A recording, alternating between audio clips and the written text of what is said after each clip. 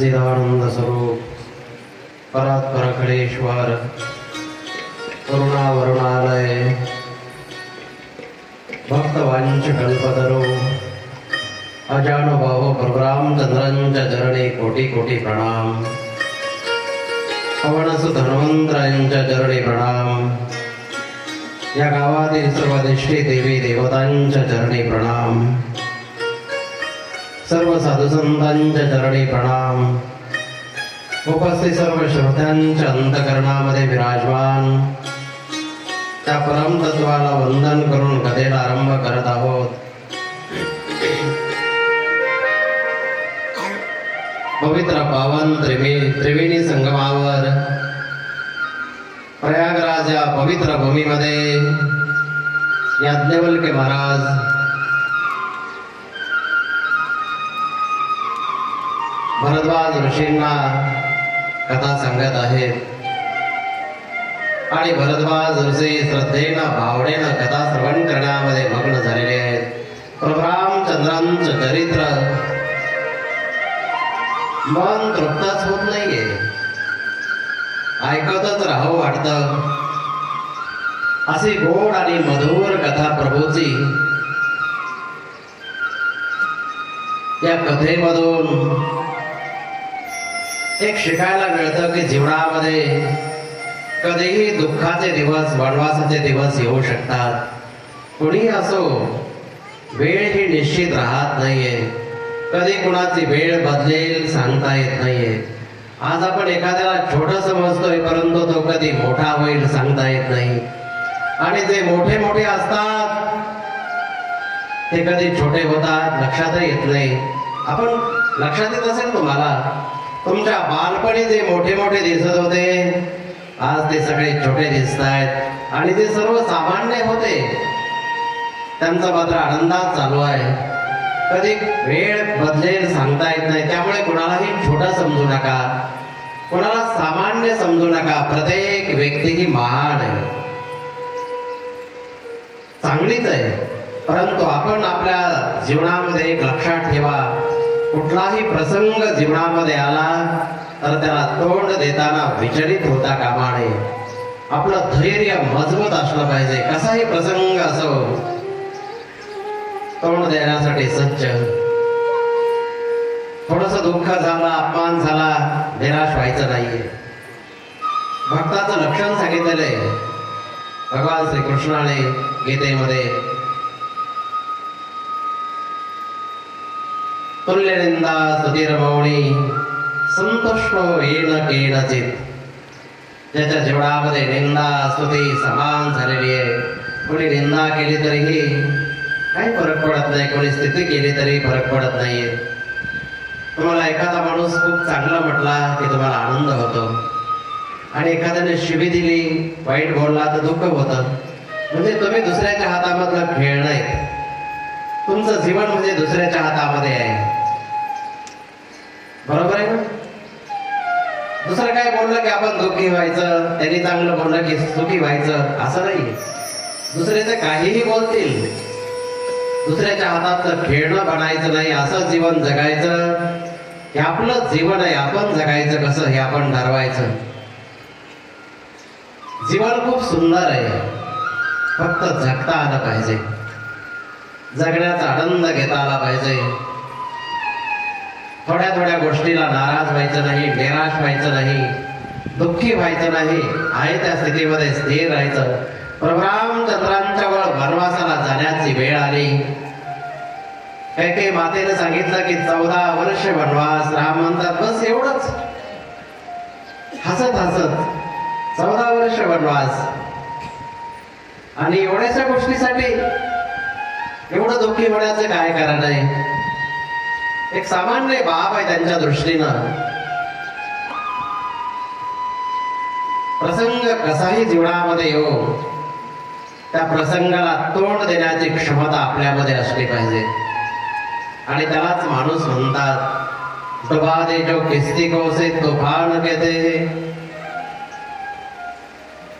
तुफान कशाला म्हणतात? भयंकर तुफान आल्यानंतर मोठ्या मोठे जहाज सुद्धा डुबले जातात, डुबा दे जो किश्ती को उसे तूफान कहते हैं, तूफानों से जो टकराए उसे इंसान कहते हैं. अशा मोठ्या मोठ्या तुफानांना सुद्धा जो टक्कर देतो ना त्यालाच माणूस म्हणतात. आणि माणसानं कधी विचलित व्हायचं नाही, धैर्य मजबूत ठेवायचं, सुखदुःख आले तरी घाबरून जायचं नाही. दुख में मत घबराना पंछी, दुख में मत घबराना पंछी, ए जग दुख का डेरा है. चाहे भीड़ बहुत अंबर पर उड़ना तुझे अकेला है.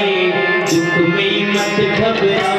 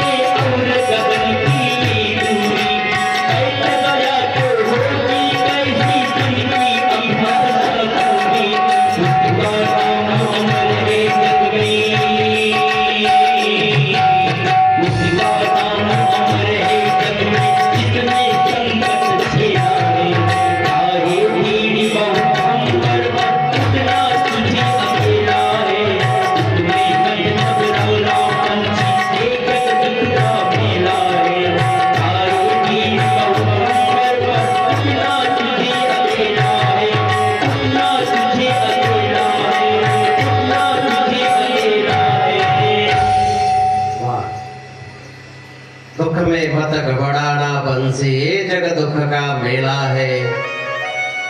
इथं सर्व दुःखच भरलेलं आहे या जगामध्ये, त्यामुळे विचलित होऊ नका. आणि कधी कधी जीवनामध्ये दुःख येताना ते आपल्याला सावध करण्यासाठी येतं. बेसावध माणसाला सावध करण्यासाठी एखादा आजार येतो, काहीतरी दुखायला लागतं आणि त्यावेळेस लक्षात येतं की काय खरं नाही माणसाचं, काय झालं की अचानक जावं लागतं, डोकं ठिकाण्यावर येतं. त्यामुळे एखादा आजार आला, काही दुःख आलं जीवनामध्ये की घाबरून जायचं नाहीये.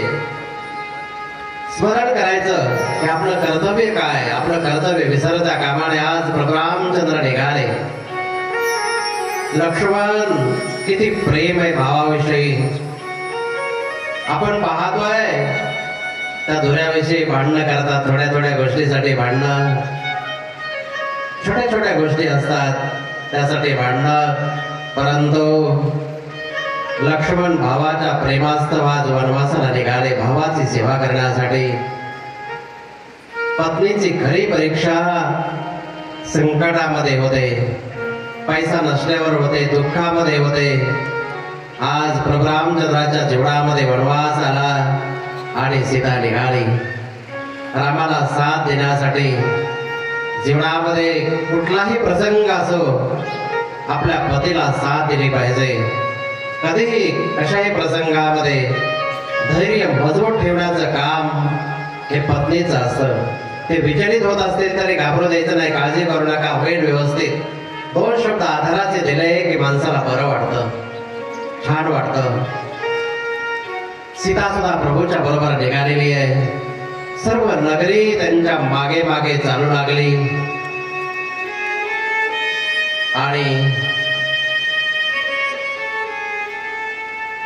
प्रभू पुढे आले.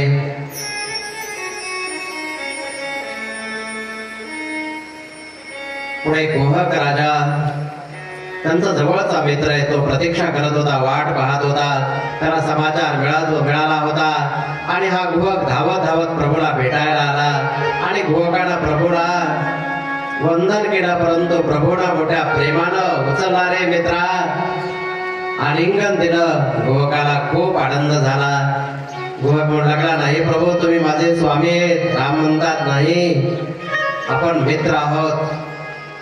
मोठ्या थाटामाटामध्ये स्वागत केलं प्रभूचं. आणि गुहक म्हणू लागला, प्रभू आज हा वेश कसा बनवलाय तुम्ही, काय कारण आहे?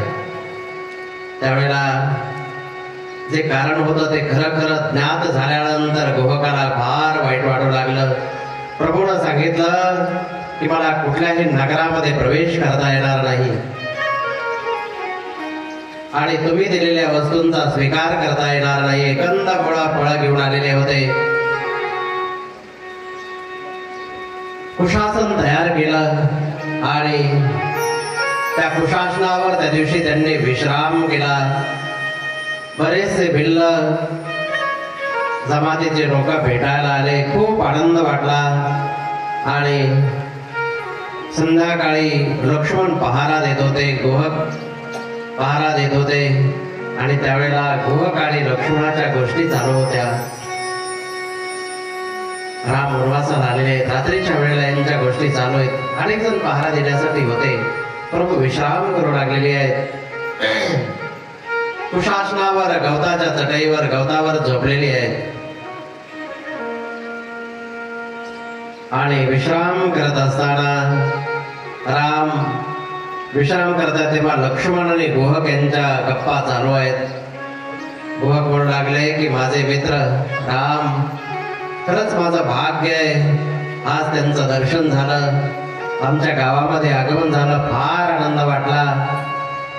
लक्ष्मण आणि त्यांचा संवाद चालू आहे. लक्ष्मणाने सांगितलं, गुहक खरंच तुझं भाग्य आहे, हे राम म्हणजे प्रत्यक्ष परब्रह्म आहे आणि माझं सर्वस्व आहे, त्यामुळं तर मी आलेलो आहे. यांच्या गप्पा त्या केवटानं ऐकल्या. केवट नाव चालवणारा जो होता ना, नावाडी,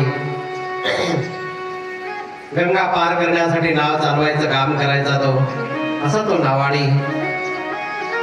त्यांनी या गप्पा ऐकल्या आणि त्यांनी विचार केला की हे प्रत्यक्ष परब्रह्म आज या ठिकाणी आलंय, आज ही सेवा आपण आपल्याकडे घेतली पाहिजे. हा केवट गुहकाकडे येऊन भेटला आणि सांगितलं की आज तुमच्याकडे मी काहीतरी मागतोय, तुम्ही आमचे राजे आहात, मालक आहात, एक गोष्ट तुमच्याकडे मागतोय. म्हटले काय हो तुला? त्यांनी सांगितलं, उद्या गंगेच्या काठावर कुणीही नाव घेऊन जाता कामा नये, फक्त मीच प्रभूला पार करेल, एवढी माझ्यावर कृपा करा, मला ती संधी मिळावी. गुहकानं सांगितलं ठीक आहे, चालेल, काय हरकत नाही, उद्या कुणाचंही नाव जाणार नाही. ताबडतोब घोषणा केली की उद्या गंगेच्या काठावर कुणाचेही नाव जाणार नाही, फक्त केवट प्रभूला नदी पार करायला घेऊन जाईल. आज कोणीही गेला नाही आणि एकटा केवट नाव घेऊन गेलेला आहे. इकडे प्रभू रामचंद्र सज्ज होत आहेत. प्रभू रामचंद्रानं वटवृक्षाचं दूध मागवलं आणि जटा तयार केल्या. राम लक्ष्मण जटा बांधलेल्या आहेत आणि सज्ज होऊन निघालेले. सीता बरोबर आहे आणि हळूहळू हळूहळू गंगा नदीच्या काठावर आलेले आहेत. पाहतायत गुहक बरोबर आहे. तर केवटानं काय युक्ती केली? आपली नाव जरा दूर नेऊन उभी केली, जवळ नाही, थोडीशी दूर नेऊन उभा केली आणि केवट तिथे उभा राहिला. प्रभू रामचंद्र आलेले आहेत आणि केवटाला म्हणतात, अरे केवट, आम्हाला पहिलं तीराला जायचंय, तुझ्या नावेमध्ये आम्हाला बसून घेऊन चल. जीवनामध्ये कधी कुणाला मागायची गरज पडेल सांगता येत नाहीये. कधीही मागायची वेळ येऊ शकते. आज हा ब्रह्मांडाचा नायक परंतु केवटाकडे मागणी मागतोय काय की आम्हाला पहिल्या तीराला जायचंय, तुझ्या नावेमध्ये बसून, नावेमध्ये बसव, आम्हाला पहिल्या तीराला नेऊन सोड. मागायची वेळ कधीही येऊ शकते, त्यामुळे अहंकार करू नका. मला एक प्रसंग आठवला. बऱ्याच वर्षापूर्वी बद्रीनाथला जात असताना दुसरे महाराजांनी आम्ही जात होतो. बरेच वर्ष झालं त्याला, 20-22 वर्षापूर्वीची गोष्ट आहे. आणि बसमध्ये बसून आम्ही ऋषिकेश्वरला पुढे चाललो होतो बद्रीनाथला. बद्रीनाथचा रस्ता कठीण आहे, भयंकर उंच उंच डोंगर आहेत, हिमालयच आहे तो, आणि खोलखोल दऱ्या, अतिशय खोलखोल दऱ्या आहेत.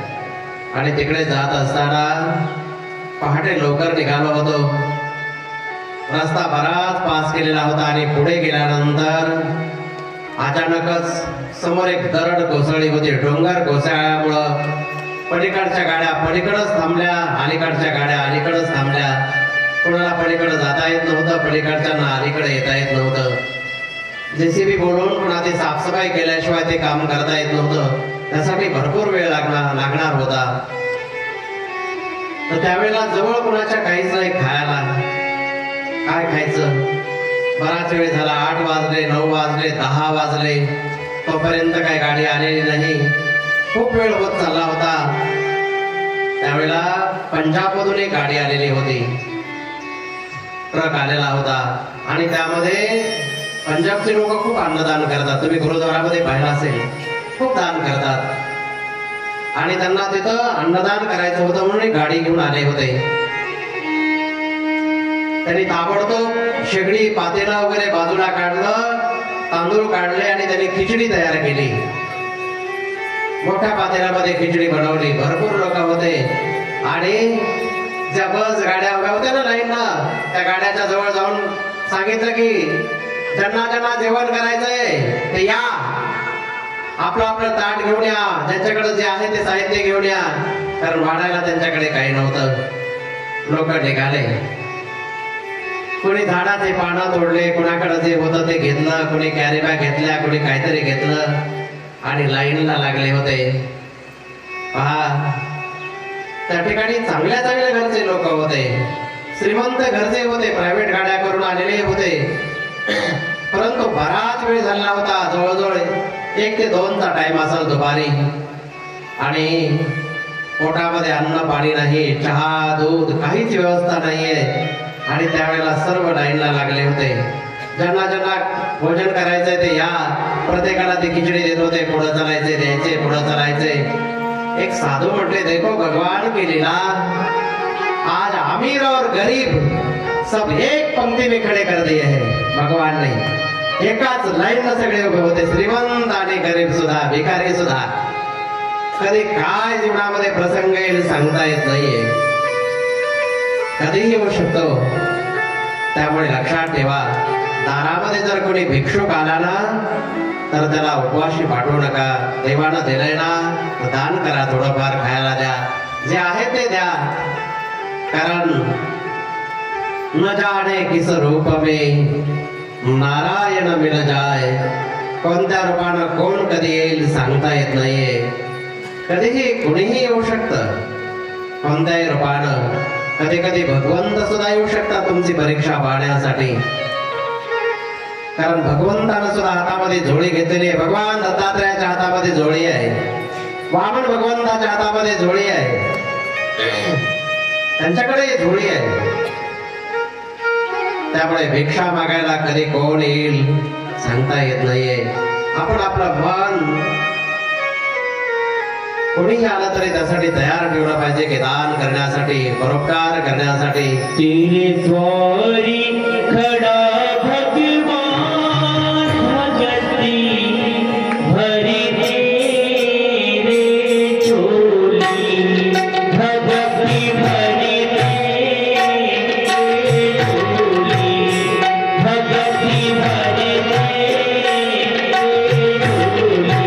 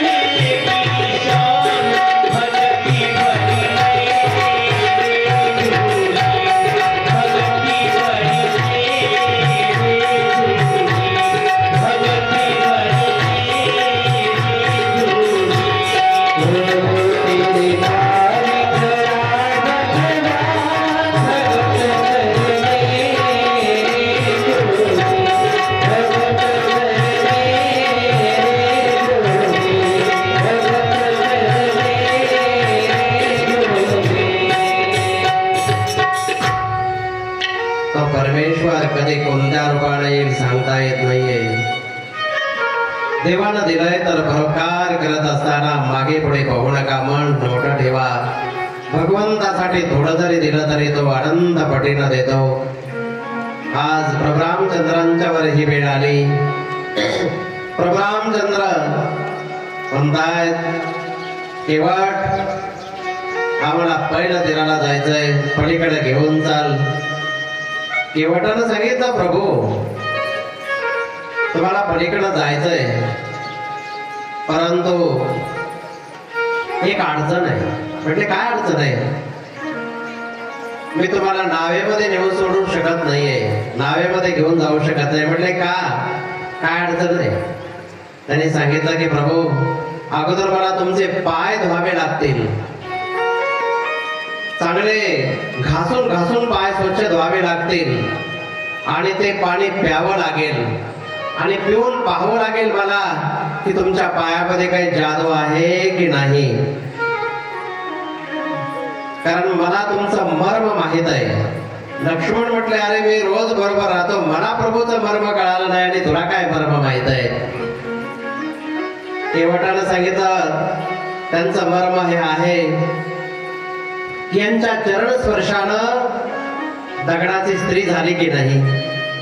लक्ष्मण म्हटले हो झाली ना, दगडाची स्त्री झाली, बरोबर आहे.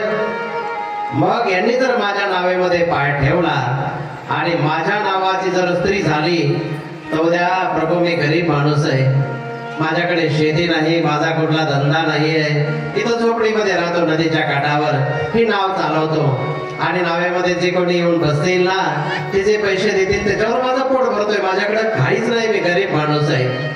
आणि जर तुम्हाला नावेमध्ये बसवलं आणि तुमच्या पायाच्या स्पर्शानं जर नावेची स्त्री बनली तर मी काय करू? बरं तुमच्या स्पर्शानं ब्राह्मण स्त्री तयार होते मी असं ऐकलंय. मग नावेच्या स्पर्शानं ती ब्राह्मण स्त्री जर तयार झाली तर ती म्हणेल माझ्यासाठी घर बांधून द्या, चांगलं राहायला, माझी व्यवस्था करा, हे पाहिजे ते पाहिजे, मला सांगेल दुरूनच हे आणून दे, ते आणून दे, ते आणून दे. प्रभू एकच पत्नी आहे, सांभाळता सांभाळता मी परेशान आहे, आणि दोन दोन पत्न्या मी कसं सांभाळू, दोन दोन स्त्रिया कसं सांभाळू, आणि माझा धंदा बंद पडेल ना, ते नावच राहणार नाही, उद्या माझ्या मुलाबाळांना काय खाऊ घालू मी. त्यावेळेस लक्ष्मण म्हणतात अरे प्रभूने एका दगडाला स्पर्श केला आणि स्त्री झाली, पण त्याच्यानंतर कित्येक दगडाला स्पर्श केलाय ना, पुन्हा झाली का कधी स्त्री? नाही झाली, एकाच दगडाला झाली ना. केवटानं सांगितलं लक्ष्मण भैया प्रभूनं ज्या दगडाकडे इशारा केला ना त्या दगडाची स्त्री झाली. प्रभू काय म्हटले होते की ही शिळा का पडलेली आहे, काय कारण? इशारा करून विचारलं होतं, आणि प्रभूनं ज्याच्याकडे इशारा केला त्या दगडाची स्त्री झाली. तसं आज प्रभूनं माझ्या नावेकडे इशारा केलेला आहे, त्यामुळे त्या नावेची स्त्री होते आहे. हे मर्म मला समजलंय, यांचं मर्म मला माहित आहे. आज हे नावेमधून पलीकडे जाण्यासाठी आले नाहीये, त्यांना भले तराला जायची गरजच नाही, जाण्यासाठी आलेच नाहीत. म्हणले मग कशाला आलेत? या केवटानं सांगितलं त्यांना नावेतून पलीकडे जाणं अवघड नाहीच आहे, नदी पार करून पलीकडे जाणं अवघड नाहीये. मला माहित आहे वामन अवतारामध्ये जेव्हा तो बळी राजा यज्ञ करत होता आणि हेच भगवान वामन अवतारामध्ये आले आणि बळीला 3 पाऊल पृथ्वी मागितली. बळीनं ते कबूल केलं, 3 पाऊल पृथ्वी द्यायचे. आणि हे छोटेसे वामन भगवान 8 वर्षाचे ते एवढे मोठे झाले, एवढे मोठे झाले, एका पायामध्ये पृथ्वी पाताळ व्यापून टाकलं, दुसरा पाय स्वर्गामध्ये ठेवला आणि तिसरा पाय ठेवायला जागाच नाही. म्हटले बोल आता तिसरा पाय कुठं ठेवू? त्यावेळेस बळीनं सांगितलं ठेवा माझ्या डोक्यावर, आणि बळीला पाताळामध्ये नेऊन घातलं. हे एवढे मोठे आहेत की यांना एवढी एवढी नदी पार करून पलीकडे जायचं काय अवघड आहे का? हे नदी पार करण्यासाठी आले नाहीत. म्हणले मग कशाला आले? केवटानं सांगितलं हे मला पहिलं तेराला पार करून नेण्यासाठी आलेले आहेत, माझ्यावर कृपा करण्यासाठी आलेले आहेत, माझ्यावर दया करण्यासाठी आलेले आहेत. त्यांचं हे वर्म मी जाणलेलं आहे, त्यामुळे मी पाय धुतल्याशिवाय त्यांना पलीकडे घेऊन जाणार नाहीये. लक्ष्मण म्हणतात मनातली मनात या प्रभूच्या चरणाची सेवा मी आणि सीता मातेनं वाटून घेतलेली आहे. एक पाय माझ्याकडे आणि एक चरण सीता मातेकडं. दोघांच्याकडे 2 चरण आहेत, परंतु हा चरण सेवा करणारा तिसराच कोणीतरी उभा राहिलेला आहे, तिसराच आलेला आहे. आता काय करणार? प्रभू म्हणतायत लक्ष्मणा रे शांत हो, माझा भक्त आहे, काही बोलू नकोस. लक्ष्मणाला राग येत होता. केवटानं पाहिलं प्रभू काहीच बोलायला तयार नाहीत. प्रभू जोपर्यंत नाव आणा म्हणत नाहीत ना आणि पाय धुवा म्हणत आहेत, त्या केवटानं सांगितलं प्रभू मी भरपूर बोललो, आता तुम्हीच सांगा. चरण धुवू दिले तर मी पैलतेला घेऊन जाणार, नाही तर पलीकडे घेऊन जाणार नाही. मग तुम्ही जेव्हा म्हणताल ना तेव्हा मी चरण धुवायला येतो. तुम्ही जर नाही म्हटलात तर मी काहीच बोलणार नाही. आता मी भरपूर बोललो, आता तुम्ही बोला. पण तरीही राम काहीच बोलत नाहीत, एक शब्दही राम बोलायला तयार नाहीत. बराच वेळ झाल्यानंतर केवटानं काय केलं? प्रभू रामचंद्राच्या चोहीकडून प्रदक्षिणा करायला सुरुवात केली, परिक्रमा करू लागले. आणि परिक्रमा करत असताना केवटानं बारकाईनं लक्ष देऊन पाहिलं की प्रभूच्या अंगावर जे भगवे वस्त्र आहेत ना, त्या वस्त्राला एकही खिसा नाही, म्हणजे यांच्याजवळ काहीच नाहीये, कुठलीच वस्तू नाहीये प्रभूच्या जवळ, काहीच नाही, रिकामेच आहेत. आज ब्रह्मांडाचा नायक परंतु रिकामाच आहे, काहीच नाहीये. केवटानं सांगितलं प्रभू तुम्हाला जरा संकोच वाटतोय असं मला वाटतंय. तुम्हाला वाटतंय की मी नावेमधून पलीकडे नेल्यानंतर काहीतरी द्यावं लागेल, कारण मी माझी गरिबी तुम्हाला आत्ताच सांगितलेली आहे. मी गरीब माणूस आहे आणि ते ऐकल्याच्या नंतर तुम्हाला जरा संकोच वाटत असेल की आज माझ्याजवळही काहीच नाहीये आणि मी काय देणार, त्यामुळे तुम्ही काहीच बोलत नाही. परंतु काळजी करू नका, आज मी तुम्हाला वचन देतोय, आज मी तुमची शपथ घेऊन सांगतोय, तुमच्या वडिलांची शपथ घेऊन सांगतोय की तुमच्याकडून काहीच घेणार नाहीये, किराया काहीच घेणार नाहीये. वडिलांची शपथ ऐकल्यानंतर लक्ष्मणला असा राग आला ना, ताबडतोब धनुष्य बाण काढला. मूर्ख, माझ्या वडिलांची शपथ घेतोयस? धनुष्य बाण काढल्यानंतर केवटानं सांगितलं मारा मारा, काय हरकत नाहीये, मी मारायला तयार आहे. तुमच्या हातानं पृथ्वी येत असेल तर काय हरकत आहे, मारा मला. कारण प्रभूचं नाव जर मुखाला आलं तर माणसाचा उद्धार होतो असं मी ऐकलंय. भगवंताचं नाव अंतकाले च मामेव स्वरण मुक्त्वा करेव कलेवरम, किंवा अंतकाळी ज्याच्या नामाले मुखा तुका म्हणे सुखा पार नाही. नाव आलं तरी उद्धार होतो. आणि आज तर प्रभू माझ्या समक्ष आहेत, काय हरकत नाही, मारायचं तर मारा, परंतु मी बोलतोय ते चुकीचं नाहीये.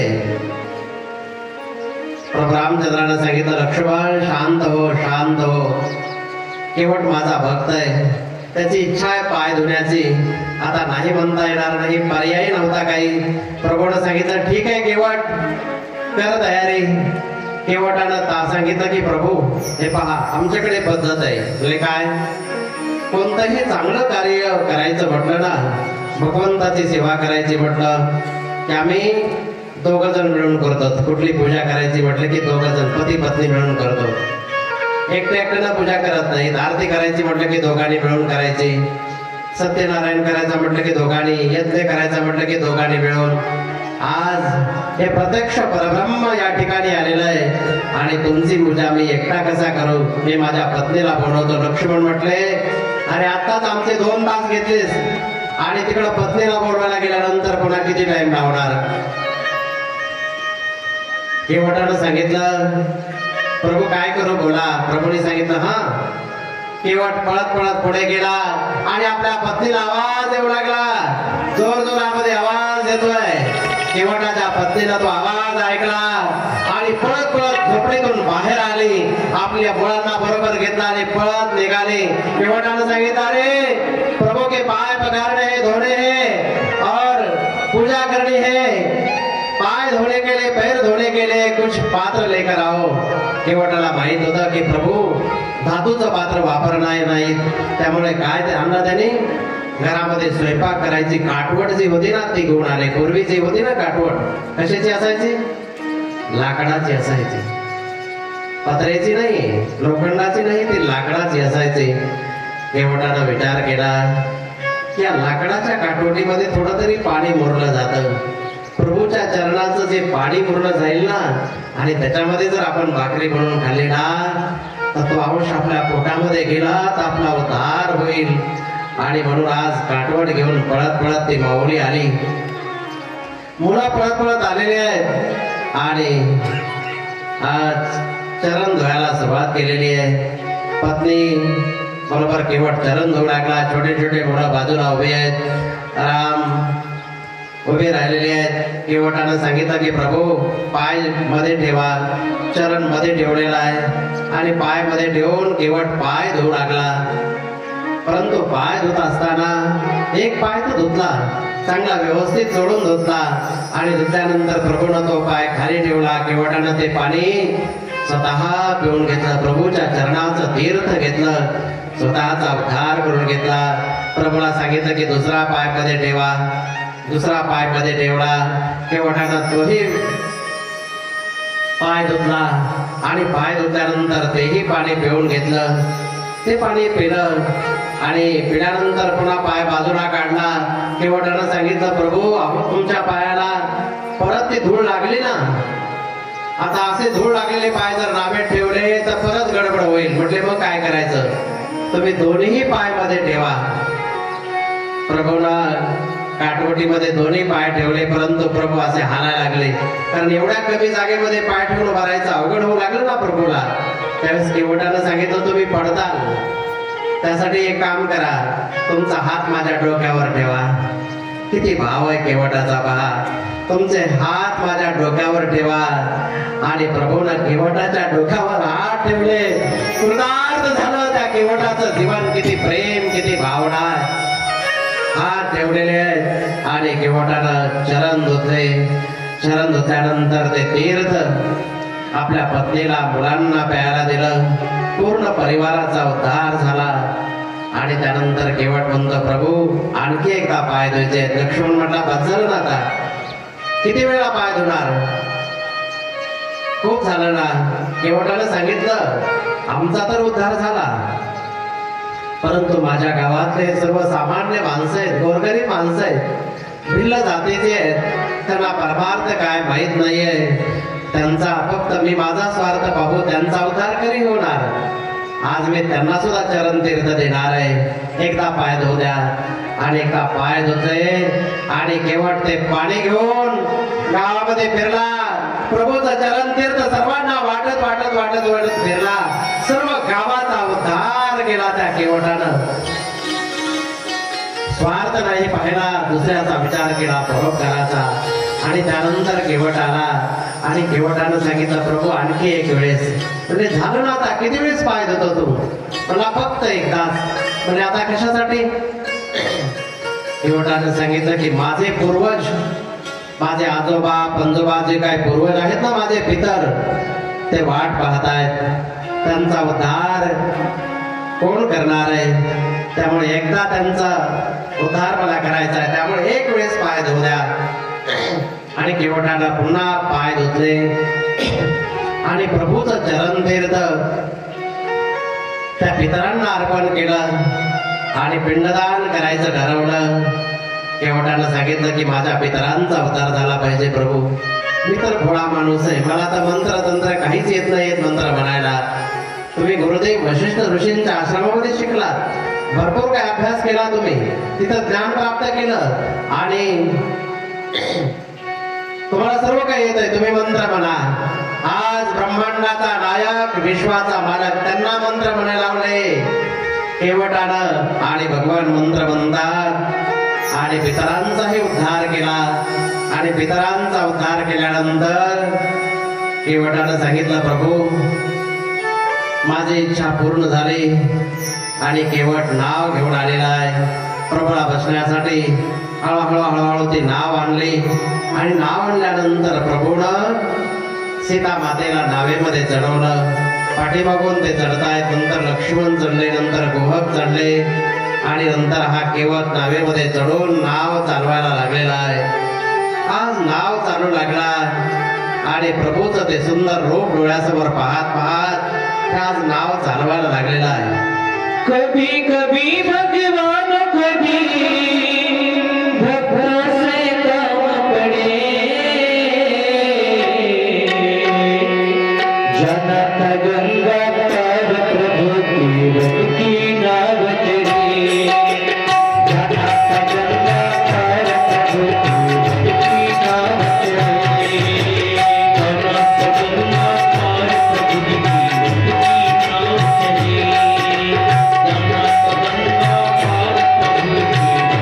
तीरथ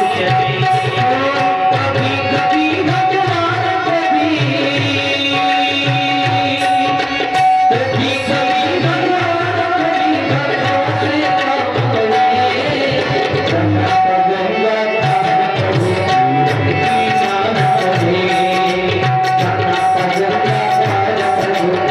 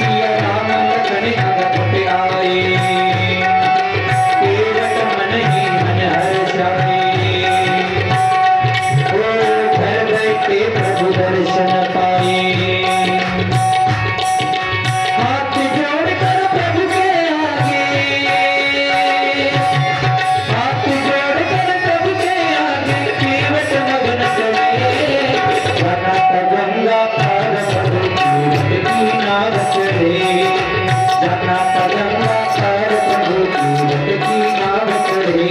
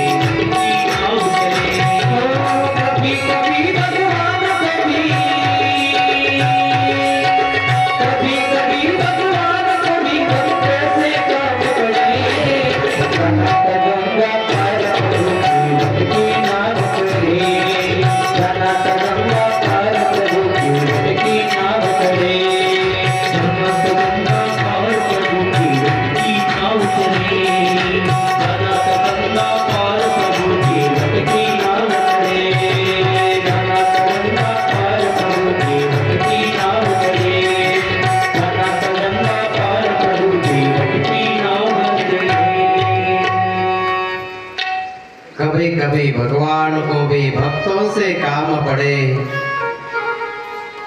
भगवंताला सुद्धा कधी कधी भक्तांची गरज पडते, सांगता येत नाहीये.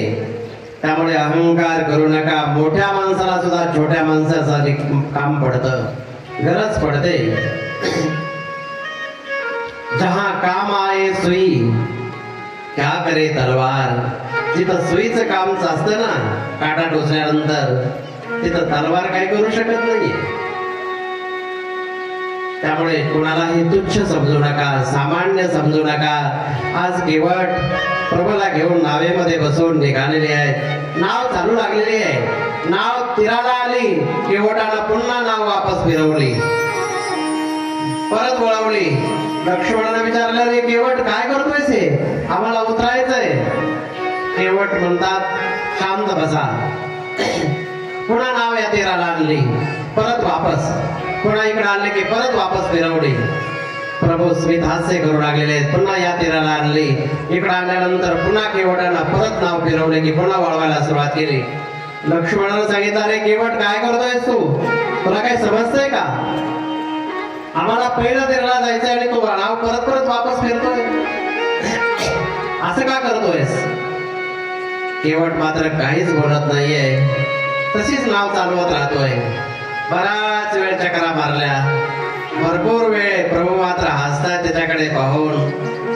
आणि लक्ष्मणाला ज्यावेळेला राग येऊ लागला ना, तेव्हा केवटानं विचारलं, प्रभू मला सांगा, तुम्ही 14 वर्ष वनवासाला आलात. म्हटले बरोबर आहे.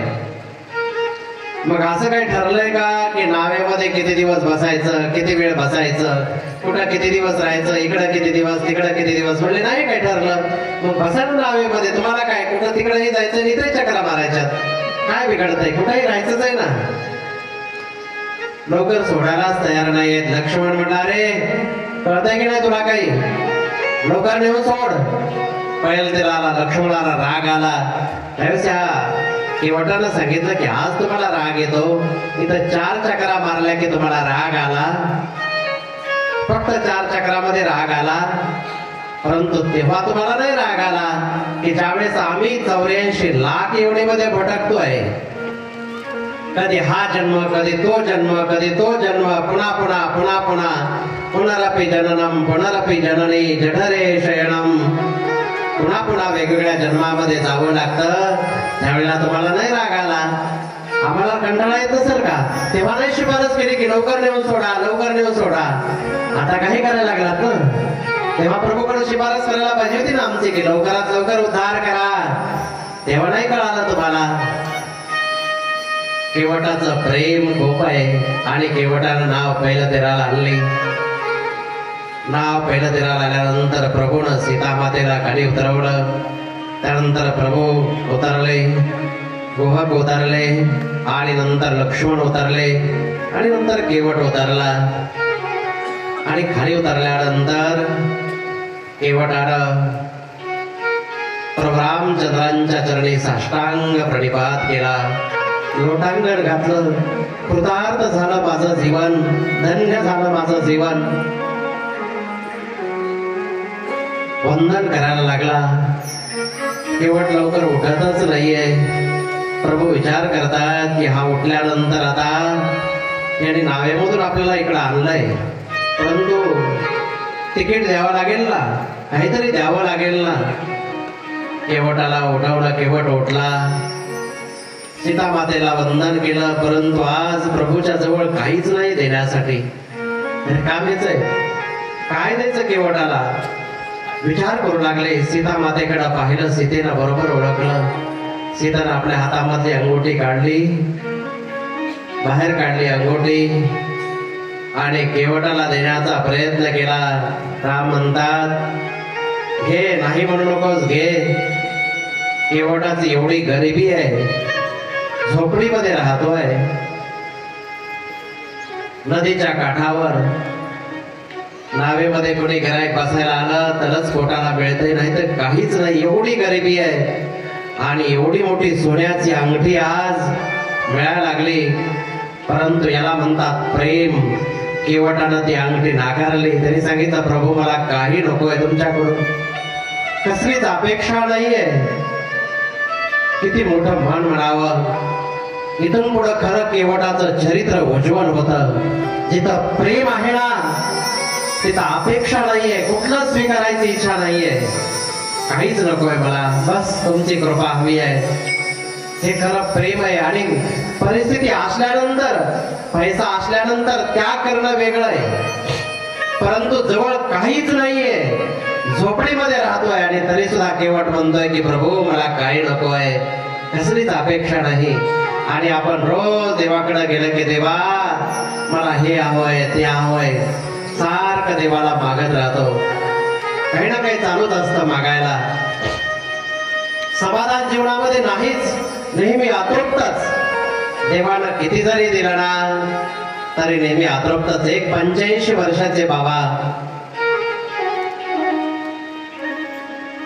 एका साधूकडे आले आणि साधूकडे आल्याच्या नंतर म्हणतायत की बाबा त्या देवाला सांगा जरा माझ्यावर कृपा करायला. म्हणजे बाबा देवाची कृपा नाही का तुमच्यावर? म्हणजे काय सांगावं, कसली कृपा? महाराज म्हणले बाबा तुमचं वय किती आहे? म्हणजे 85 वर्ष. मग 85 वर्ष वय झालं तरी तोंडामध्ये तुमच्या दात आहेत का डुप्लिकेट बसवलेत? म्हणले ओरिजिनलच आहेत, अजूनही ओरिजिनल आहेत. ताड इथपर्यंत चालत आलात, एवढी शक्ती तुमच्याकडे, एवढं तुम्हाला आयुष्य दिलं, अजूनही एवढी तुमची तब्येत चांगली ठेवली. म्हणले घरचं सुद्धा व्यवस्थित आहे, काय अडचण नाही. मुलं सांभाळतात का? म्हणले कसलीच काळजी नाहीये, सर्व काही सांभाळतात. मग एवढी भगवंताची कृपा असली तरीही माणूस म्हणतो की देवाला सांगा जरा. देवाकडनं परत अपेक्षा आणि देवानं काही दिलं नाही. माणसं म्हणतात काय दिलं देवानं आम्हाला, काय दिलं देवानं आम्हाला? अहो देवानं काय दिलं नाही? हा देह दिला, हे सुंदर शरीर दिलं. तुम्हाला जर कुत्रा मांजर बनवलं असतं, गाढव डुकर बनवलं असतं तर आज कथा ऐकायचा आनंद मिळाला असता का? नसताना मिळाला. ही देवाचीच कृपा आहे. तुम्हाला माणूस बनवलं आणि माणूस बनवल्यानंतर सुद्धा अपंग केला असतं तर कथा ऐकायला चालत येत आलं नसतं. पाय नसते तर पाय दिले देवानं, हात दिले, कथा ऐकण्यासाठी कान दिले. बहिरं केला असतं तर कथा ऐकायला भेटली असते. विचारा कान ज्याला नाही त्यांची काय दुर्दशा आहे. देवाची किती मोठी कृपा आहे. डोळे दिले, हातपाय, हे सर्व काय देवानं दिलं. दिले इंद्रिय, हातपाय, कान, डोळे, मुख, बोलाया वचन, जेणे तो जोडसे नारायण, नासे जीवपण भवरोग. एवढे उपकार त्या देवानं केले आणि त्याच देवाला विसरून जातोय आपण.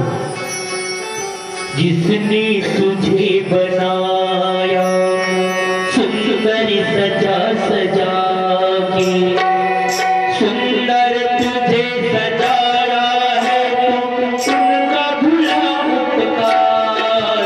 ईश्वर का भजन करने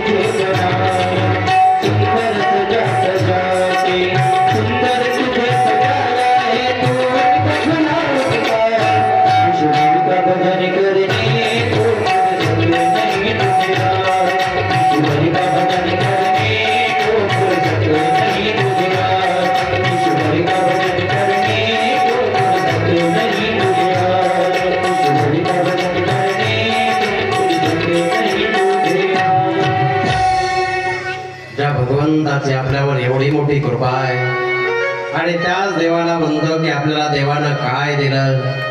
लक्षात ठेवा, जीवनामध्ये देऊनही नाही नाही म्हणू नका. एक वाक्य पक्क लक्षात ठेवा, तुम्ही जर नाही नाही नाही नाही म्हणत राहिलात ना तर जीवनामध्ये जे आहे तेही तुमच्या जवळचं गेल्याशिवाय राहणार नाही. लक्ष्मी म्हणते माझी एवढी कृपा आहे तुझ्यावर, एवढं सर्व काही दिलंय आणि तरीही तुम्ही नाही नाही म्हणत राहिलात ना, निश्चितच जे आहे तेही जाणार आहे. त्यामुळे देवानं दिलंय ना तर फक्त म्हणत राहायचं की भरपूर आहे, व्यवस्थित आहे, काहीच उणीव नाहीये, देवाची कृपा आहे. देवाचे आभार मानायचे. सतत नाही नाही काहीच नाही माझ्याजवळ, फारच अडचण आहे, सारखं तोंड जर वाकडं करत राहिला तर लक्ष्मी अवकृपा करते. याच्याकडे भरपूर देव सुद्धा नाही नाही म्हणतोय, अवकृपा केल्याशिवाय राहणार नाही. त्यामुळे पक्क लक्षात ठेवा, कधीच नाही म्हणायचं नाही. कसं चाललंय? छान आहे, व्यवस्थित आहे, आनंदामध्ये आहे, नेहमी प्रसन्न राहायचं. नाही तर नेहमीच तोंड वाकडे असतात काय माणसांचे. एवढे वाकडे तोंड करतात ना, कोणी काही म्हणावं काय सांगावं काहीच खरं नाहीये. शेतातलं हे गेलं, बऱ्याच वेळी शेतामध्ये पिकलं तरीही तोंड वाकडं करणार, दुसऱ्याला कळू द्यायचं नाही. माहीत झालं नाही पाहिजे, आपल्याकडे आहे म्हणून काही कळलं नाही पाहिजे म्हणून तोंड जास्त वाकडं करून दाखवणार. असं करायचं नाही. जास्त तोंड जर वाकडं केलं तर तुमचं कायमच तोंड वाकडं होईल. बरेच माणसं आहेत असे, काही माणसं म्हणतात ना आज याचं तोंड पाहिलं ना त्या माणसाचं की दिवसभर जेवायलाच मिळत नाहीये. असतेच ना काही माणसं असे, याचं तोंड पाहिलं की दिवसभर जेवायलाच मिळत नाही. आहे का तुमच्या गावामध्ये कोणी तोंड पाहिलं की जेवायलाच मिळत नाही असं कोणी असेल तर हात वर करा. आहे का कोणी? बरं नाव सांगा त्या माणसाचं, कोणी असेल तर. सतत तोंड वाकडं करून करून करून करून काय होतं, ते नेहमी तोंड कायमचं वाकडच होऊन जातं. त्यामुळे तोंडाला वाकडं करायचं नाही, नेहमी खुश राहायचं, प्रसन्न राहायचं, हसत हसत जीवन जगायचं, प्रसन्न राहायचं. सभी रोगों की एक दवाई, हसना सीखो मेरे भाई. सर्व रोगांचं एकच औषध आहे, नेहमी प्रसन्न राहणे आणि नाही नाही म्हणायचं नाहीये. घरामध्ये लक्ष्मी आहे ना, या लक्ष्मीची अवहेलना करायची नाही. पैसे घरामध्ये कुठेही टाकायचे नाहीयेत. कालच आम्ही बसलो होतो, तो विषय झाला रात्री, मला वाटतंय. पैसे कुठेही फेकायचे नाहीयेत. ही लक्ष्मी आहे आणि लक्ष्मी जी आहे ना घरामध्ये 5 रुपये 10 रुपये 2 रुपये 4 रुपये जे आहेत ना, कुठे असे चिल्लर पैसे पडलेले नसले पाहिजे. पैसे जिथं ठेवायची जागा आहे ना त्याच ठिकाणी ते योग्य पद्धतीनं ठेवायचे. या लक्ष्मीचा सन्मान करायचा. ही भगवान विष्णूची पत्नी आहे लक्ष्मी म्हणजे. तुम्ही जर तिचा अनादर केला तर ती तुमचं घर सोडून गेल्याशिवाय राहणार नाहीये. तिला मान सन्मान द्या. रोज सकाळी उठल्याच्या नंतर देवाचं दर्शन झालं ना की जिथं कुठं पैसे ठेवलेले असतात तुमचे, जी काही जागा असेल कुठे असू द्या, तिथं जायचं आणि त्या लक्ष्मीला वंदन करायचं, प्रणाम करायचा. त्या लक्ष्मीला सांगायचं मी तुझ्यावर मनातून प्रेम करतोय, मी तुझा रिस्पेक्ट करतोय, आदर करतोय, अनादर करत नाहीये. लक्ष्मीला वंदन करायचं आणि कधीच पैशाविषयी असं बोलायचं नाही की पैसा आणि 10,000 रुपये माझ्या हातचा मळ आहे. बरेच माणसं म्हणतात ना 5,000 रुपये मध्ये माझे काय हातचा मळ आहे, काय त्याच्यात एवढं. हातचा मळ म्हटलं की लक्ष्मी म्हणते आता तू तिकडच पळ, तिकडच पळ म्हणते. त्यामुळे तसा शब्द कधीच वापरायचा नाही, अनादर करायचा नाही. नेहमी आदर करा, प्रणाम करा आणि नेहमी आहे म्हणत राहा. समाधानी जीवन जगायला शिका. निश्चित देवाची कृपा होईल. आज किती मोठं मन म्हणावं लागेल या केवटाचं, किती उदार मन आहे. आज केवटाला सोन्याची अंगठी मिळते आहे, सोनं मिळायला लागलेलं आहे आणि तरी सुद्धा त्यांनी नाकारलं. नको प्रभू, मला काही नको आहे, काहीच अपेक्षा नाहीये, बस एवढीच कृपा करा. परत आल्यानंतर परत एकदा दर्शन द्या. 14 वर्षाचा वनवास संपल्यानंतर परत तुमचं दर्शन व्हावं ही अपेक्षा आहे. किती मोठं मन आहे. भगवंताला फार आवडला केवटाचा स्वभाव.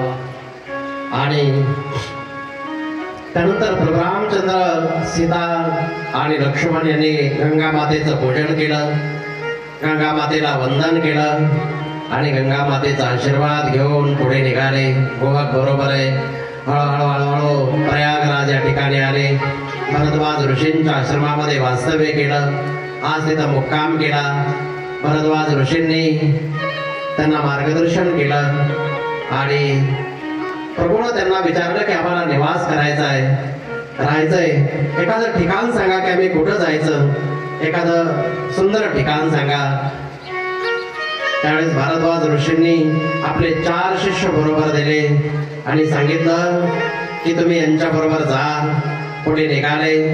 त्या शिष्यांच्या बरोबर हळूहळू हळूहळू रस्त्यामध्ये प्रभूला बरेचसे काही भिल्ल माणसं भेटले आणि त्यांनी फुलं फळं वगैरे प्रभूला अर्पण केले, सेवा करत होते. आणि तिथून पुढे प्रभू हळूहळू हळूहळू पुढे चालले आणि पुढे गेल्यानंतर रस्त्यामध्ये वाल्मिक ऋषींचा आश्रम आला. वाल्मिक ऋषी त्यांच्या आश्रमामध्ये गेले आणि या वाल्मिक ऋषींच्या आश्रमामध्ये आल्यानंतर वाल्मिक ऋषींना फार आनंद झाला, फार समाधान झालं. वाल्मिकी मैंने आनंद भारी मंगल सुंदरी नयन निहारी तदकर कमल जोड़ी रघुराई बोले वचन श्रवण सुखदाई तुम कृपा दर्शी मुनि नाथा विश्ववर की तुम्हारे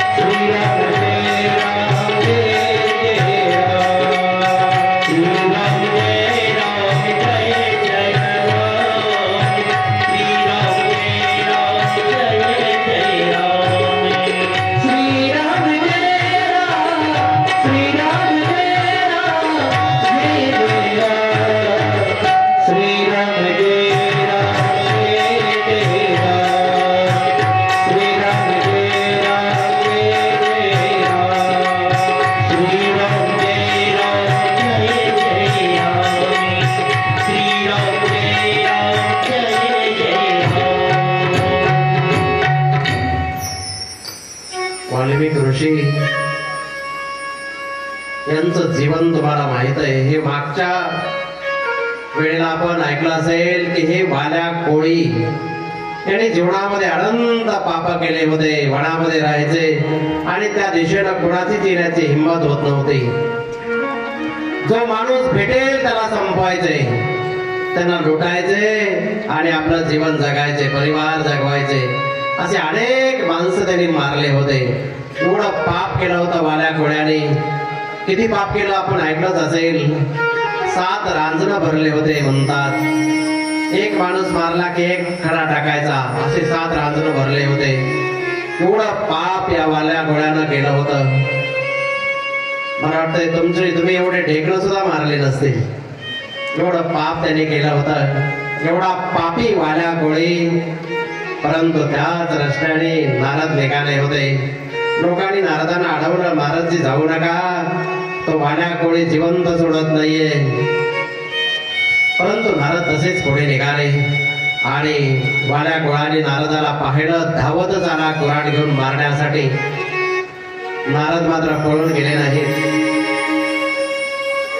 कोळ्यानं सांगितलं, बोल काय तुझ्याकडे काढ. नारदाने सांगितलं, माझ्याकडे हा विणा आणि चिमुळ्या ते घे आणि बस भजन करत, माझ्याकडे दुसरं काहीच नाहीये, एवढंच आहे माझ्याकडे. त्या वाल्या कोळ्याला आश्चर्य वाटलं, कारण वाल्या कोळ्याला पाहायला बरोबर माणसं एकतर पळून जायचं बघायचे, मोठ्यानं वरडायचे आणि हात जोडून विनंती करायचे, मारू नका मारू नका. परंतु नारदांच्याकडे कुऱ्हाड घेऊन धावत आल्यानंतर सुद्धा नारद मात्र स्थिर उभे आहेत, स्मितहास्य करतायत, घाबरत नाहीयेत, शांत उभे आहेत. वाल्या कोळ्या म्हणतो, वाल्या म्हणू लागला की तुम्हाला भीती वाटत नाही का माझी? म्हणजे कसली भीती? आजपर्यंत जो माझ्या समोर आला तो संपला, मी मारणार. म्हणजे ठीक आहे, मार, काय हरकत नाहीये. तो माझ्या शरीराला मारणार, माझा आत्मा जो आहे ना तो कधी मरणारा नाहीये. आत्मा कधी मरत नसतो. परंतु वाल्या, अरे तू एवढे पाप करतोयस, कोणासाठी करतोस रे? तो म्हटला, मी माझ्या परिवारासाठी करतो. कोणासाठी करतो? एवढं लोकांना सतवतो, खोटं बोलतो, त्रास देतो, मारतो, लुटतो, हे पाप कोणासाठी करतोयस? नारदाने विचारलं. कोणाला विचारलं? कोणाला? हा, मोठ्यानं सांगा जरा. वाल्या कोळ्याला विचारलं. काय की एवढे जे पाप करतोयस, लबाडी करायची, खोटं बोलायचं, फसवायचं, हे कोणासाठी करतोयस? तर म्हणला, परिवारासाठी करतोय. कोणाला विचारलं? नक्कीच का? अहो, वाल्या कोळ्याच्या निमित्तानं कोणाला विचारलंय?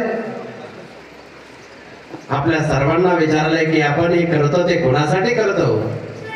परिवारासाठी करतो. नारद म्हणतात की जा जरा विचारून ये तुझ्या पत्नीला, एवढ्या पाप केलेले तू त्या पापामध्ये सहभागी आहे का? ते म्हणला, का नाही, असणारच. नारद म्हणले, विचारून तरी. तो पळत पळत घरी आला आणि घरी आल्यानंतर पत्नीला आवाज दिला, मी एवढे पाप करतोय, त्या पापाची सजा भोगण्यासाठी तू तयार आहेस का? कारण एवढ्या लोकांना मी मारलंय, हे पाप तुलाही भोगावं लागणार आहे. त्याच्यामध्ये तुझा सहभाग आहे की नाही? कारण मी तुमच्यासाठी करतोय.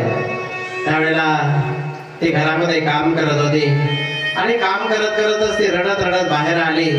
असा हात करू लागली. म्हणले, काय झालं, का रडतेस? तिने सांगितलं, विंचू चावलाय, खूप वेदना होत आहे, सहनच होत नाहीये. मग काय करायचं? ते म्हटले, याच्यातलं अर्ध दुःख तुम्ही घ्या आणि अर्ध मी भोगते. वाण्या म्हटला, विंचू तुला चावलाय, ते तुलाच भोगावं लागणार ना, मला कसं घेता येणार? पत्नी म्हणली, मग ते पाप तुम्ही केले, तुम्हालाच भोगावे लागतील ना, मी कशी काय भोगणार? ताबडतोब त्याचे डोळे उघडले. अरे रे, ही मी वाईट कृत्य करतोय ना, त्याची सजा मला भोगावी लागणार. या जगामध्ये माझं कोणी नाहीये. ताबडतोब पळत आला, नारदांच्या चरणी लोटांगण घातलं, वंदन केलं, नारदांच्या चरणी रडायला लागला, माझ्यावर कृपा करा, दया करा. नारदांनी सांगितलं, वाल्या काळजी करू नको, सूट. मस्तकावर हात ठेवला आणि राम नामाचा मंत्र दिला आणि त्या राम नामाचा जप वाल्याने सुरू केला. अखंड जप करू लागला. नारदाने सांगितलं, जप बंद करायचा नाहीये, सतत जप करत राहा. किती पापी होता वाल्या कोळी, जरा विचार करा. एवढा जप करत राहिला अखंड. त्याने कुठं जाऊन अभ्यास केला नाही, शिक्षण घेतलं नाहीये, कुठं जाऊन पूजा केली नाही, काहीच केलं नाही, फक्त जप करत बसला. लक्षपूर्वक आहे का? वाल्या कोळ्यानं काय केलं ते सतत जप करत राहिला, काहीच केलं नाही जीवनामध्ये. आणि जप करत करत करत करत बरेच वर्ष निघून गेले. काही दिवसानंतर नारदजी आले. शरीरावर वारूळ तयार झालेलं होतं, ते बाजूला केलं. वाल्या कोळ्याने डोळे उघडले, गुरुदेवांचं आगमन झालं. खूप आनंद वाटला वाल्या कोळ्याला. आणि प्रभूच्या नामाचा प्रताप, प्रभूच्या भक्तीचा प्रताप वाल्या कोळ्याला ज्ञान झालं. त्रिकालदर्शी वाल्या कोळी बनला. आज राम सुद्धा वाल्या कोळ्याला म्हणतात की तुम त्रिकालदर्शी मुनीनाथा. हे मुनीनाथा, तुम्ही तिन्ही काळाचं ज्ञान तुम्हाला आहे, राम म्हणू लागलेले आहेत. आणि सज्जन हो, या वाल्या कोळ्यानं एवढं ज्ञान झालं की प्रभू रामचंद्र अवतार घेण्याच्या अगोदरच रामायण लिहून काढलं. केले रामायण रामादी, केले रामायण रामादी.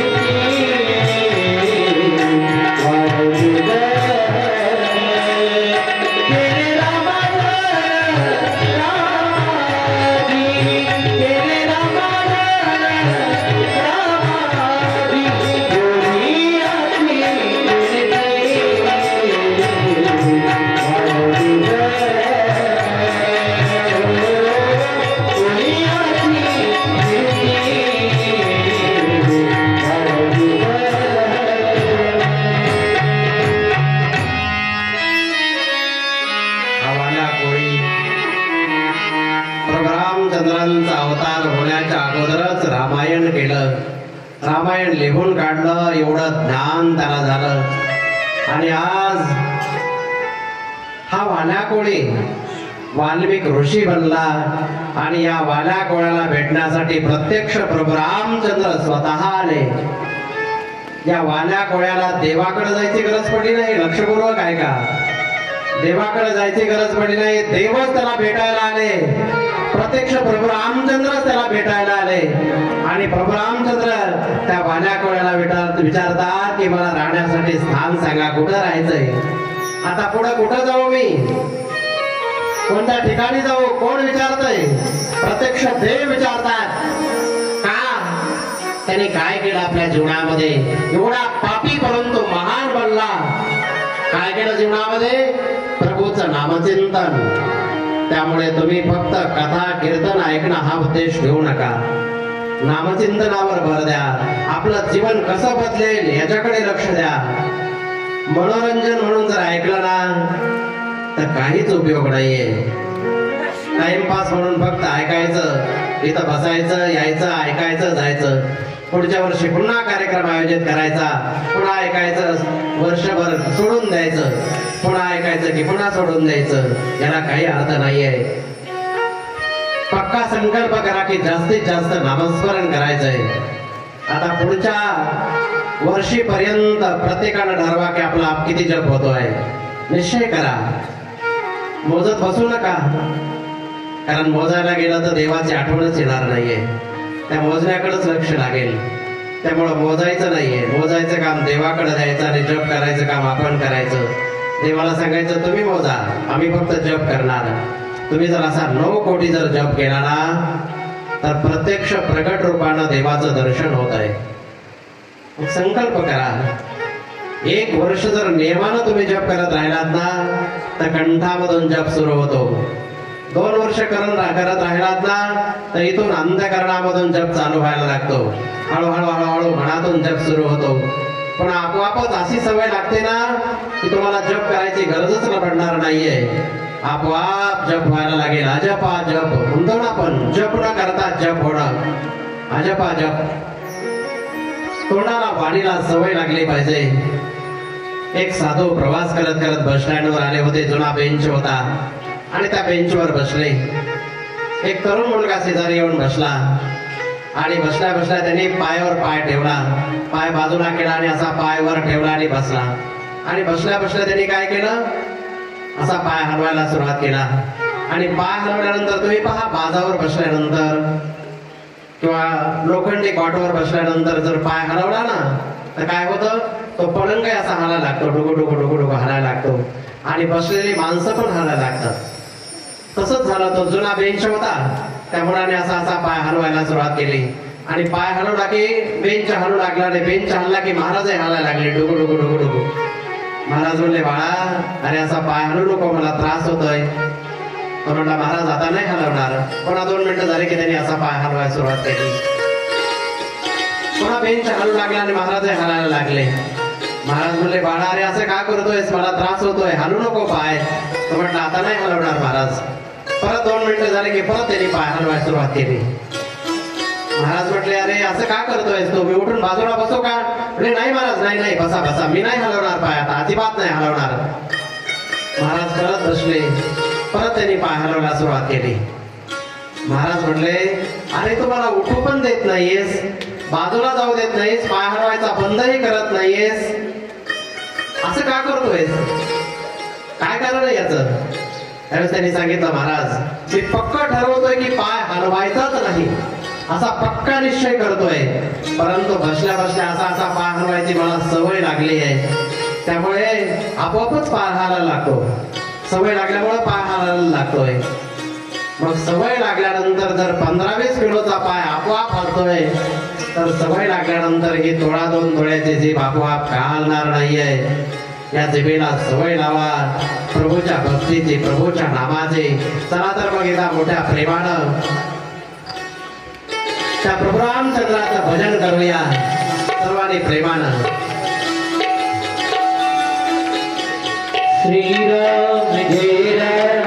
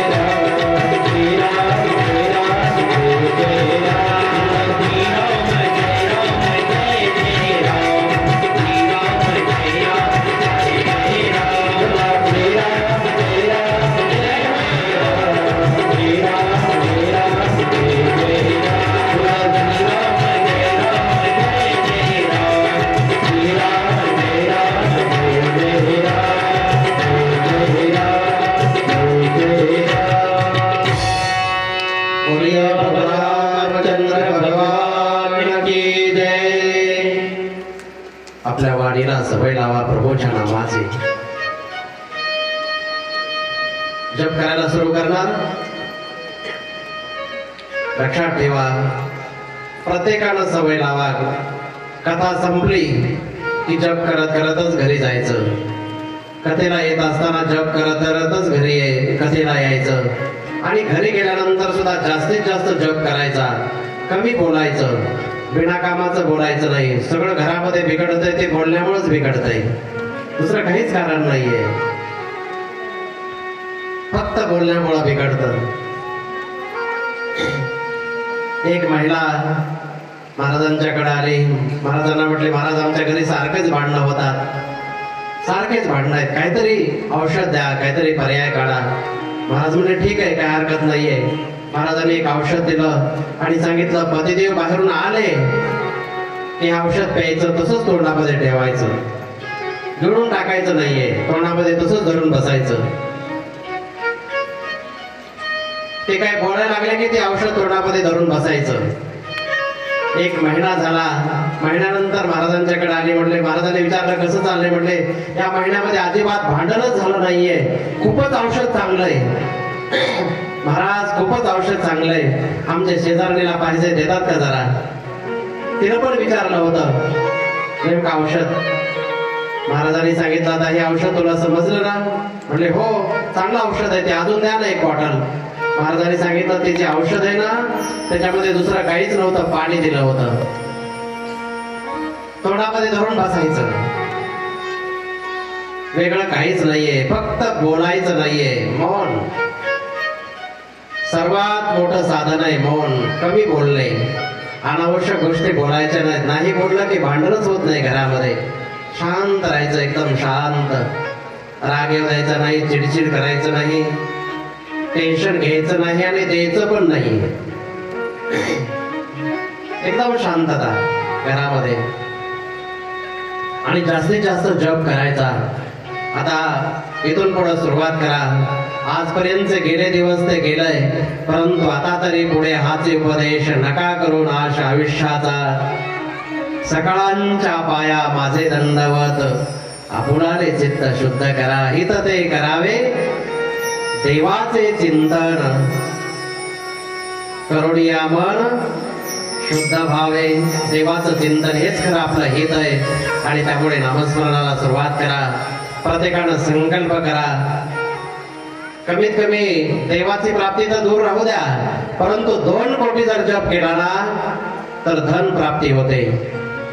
त्या माणसाला पैसा कमी पडत नाही. 2 कोटी जप झाल्यानंतर कोणतंही काम हातामध्ये घेतलं की यश मिळतं. मग कमीत कमी 2 कोटी जप करायचा निश्चय करा. एका वर्षामध्ये नाही झाला तर 2 वर्षामध्ये, 3 वर्षामध्ये 2 कोटी जप करायचाच असा पक्का निश्चय करा. झालाच पाहिजे. आता मोजायचं कसं ते जरा अवघडच आहे ना. त्यामुळे मोजायचं काम देवाकडे सोपं आणि तुम्ही जप करत राहा. देवाला म्हणायचं तुम्ही मोजा, कारण मोजायला गेला की तुम्हाला देवाची आठवणच येणार नाही. फक्त मोजण्याकडे लक्ष राहील, किती झाला किती झाला. त्यामुळे जपाची सवय लावा. तुम्ही जर 2 कोटी जप झाला ना तर तुम्हाला काहीच कमी पडणार नाही. आणि 2 कोटी जप करत करत करत करत तुम्ही तर सगळं व्यवस्थित होईल, पण तुमच्या वाणीला सवय लागेल. आणि एकदा का वाणीला सवय लागली जप करायची की तुम्हाला जप करायची गरज पडणार नाही. अखंड जप होत जाईल, प्रभूचं नामचिंतन होत जाईल. आणि असं करत करत करत करत नामचिंतन जर झालं ना तर त्या वाड्या कोड्यावर कृपा केली भगवंताने. तुमच्यावर काय करणार नाहीये. तुमच्या पारडी गावामध्ये सुद्धा शोधत शोधत देव आला पाहिजे. कुठं घर आहे म्हणून शोधत शोधत माझा भक्त कुठे राहतोय इकडं तिकडं शोधायला जायची गरज नाही पडली पाहिजे तुम्हाला. तुमच्या घरीच तो भगवंत येईल. एवढा जप करा, भगवंताचं नामस्मरण करा. फक्त ऐकलं आणि सोडून दिलं असं होता कामा नये. आपलं असंच होत चाललंय. आणि म्हणूनच पुन्हा पुन्हा सांगायची वेळ येते आहे. फक्त ऐकायचं सोडून द्यायचं, ऐकायचं सोडून द्यायचं. आचरणामध्ये आणलं पाहिजे. आचरणाला किंमत आहे. आचरण जर नसेल तर सर्व व्यर्थ आहे. आज प्रभू रामचंद्र यांना या वाल्मिक ऋषींनी स्थान सांगितलं की तुम्ही इथून पुढे मंदाकिनी नदीच्या काठावर जा आणि तिथे पुढे गेल्यानंतर वास्तव्य करा. प्रभू रामचंद्र सीता निघाले आणि लक्ष्मण बरोबर आहे मंदाकिनी नदीच्या काठावर आलेले आहेत। त्या ठिकाणी सुंदर एक कुटिया बनवली, पर्णकुटी बनवली आणि पर्णकुटी बनवून वास्तव्य करू लागले। राम लक्ष्मण सीता वास्तव्य करतायत, आनंदाने राहू लागलेली आहेत।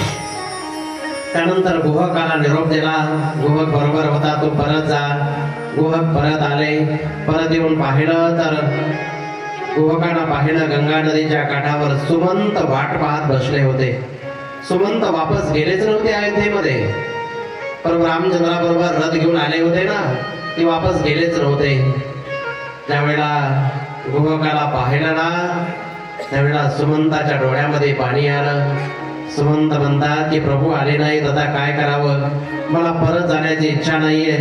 गुहकानं सांगितलं की तुम्हाला परत जावे लागेल, तुमचं कर्तव्य तुम्ही करा, तुम्ही वापस जा। आणि सुमंत वापस निघाले, वापस झालेले आहेत। इकडे अयोध्येमध्ये राजा दशरथ कौशल्याच्या महलामध्ये आलेले आहेत। ज्यावेळेस प्रभू रामचंद्र निघून गेले ना वनवासाला, तेव्हा या दशरथानं सांगितलं की मला या कैकेयीच्या महलामध्ये नको आहे। आज मी या कैकेयी बरोबरचं सर्व नातं माझं तोडलेलं आहे। पती पत्नीचं नातं आजच मी संपवलं। ही माझी पत्नी नाही आणि मी तिचा पती नाहीये, कारण माझ्या रामाला हिनं वनवासाला पाठवलेलं आहे। हिच्यामुळे माझा राम वनवासामध्ये गेलेला आहे आणि त्यामुळे मला आता हिच्या महलामध्ये नको आहे। कौशल्याच्या महलामध्ये येऊन राहू लागलेले आहेत आणि सतत राम राम राम करतायत। रामाचं नाव मुखामध्ये आहे, अखंड रामाचं नामस्मरण चालू आहे। रामाशिवाय काही एक डोळ्यासमोर दिसत नाहीये। आणि ज्यावेळेस दशरथाला समजलं ना की सुमंत आलेली आहे, जसा मेलेल्या माणसाला प्राण येतो ना, तसं दशरथ सुमंत आले हे कळाल्याबरोबर त्याने विचारलं की माझा राम आला का, माझा राम, माझा राम।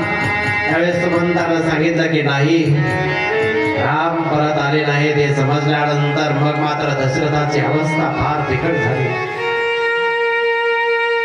दशरथाला आता फक्त रामाशिवाय पुढे काही दिसत नाहीये। पश्चाताप होऊ लागला आणि अखंड रामाचं चिंतन चालू केलं, राम राम राम राम। आणि दशरथ म्हणू लागले, कौशल्ये आता माझा अंतकाळ जवळ आलेला आहे, आता माझा मृत्यू आलेला आहे, आता मला हा संसार सोडून जाण्याची वेळ